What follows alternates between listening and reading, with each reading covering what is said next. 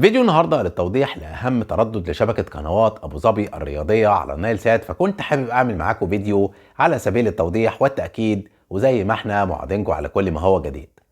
صباحكم فل ومساكم أحلى مع محمد حسن اتش دي، وفيديو النهارده للتوضيح لشبكة قنوات أبو ظبي الرياضية على النايل سات ولأهمية القنوات. كنت حابب أكون معاكم بفيديو لتوضيح ترددها. اخبط اللايك المتين ويلا نبدأ.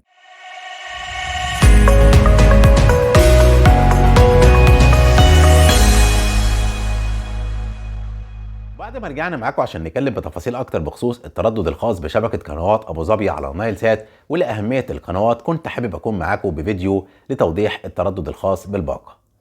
ودايما بتذكر حضراتكم ان فيديوهاتنا عباره عن فيديوهات توضيحيه تعريفيه في كل ما هو جديد وحصري في عالم الترددات والقنوات، فتابعونا عشان يجيلكم كل ما هو جديد.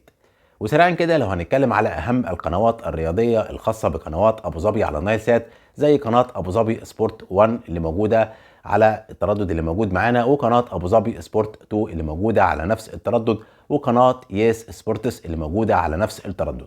وهيكون التردد الخاص بالثلاث قنوات اللي ذكرناهم معانا في الفيديو هيكون 11411 هوريزونتال معدل ترميز 30000.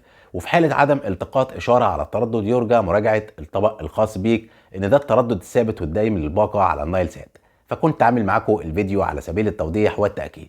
كان معكم منشئ المحتوى الأول في عالم الترددات والقنوات على نايل سات.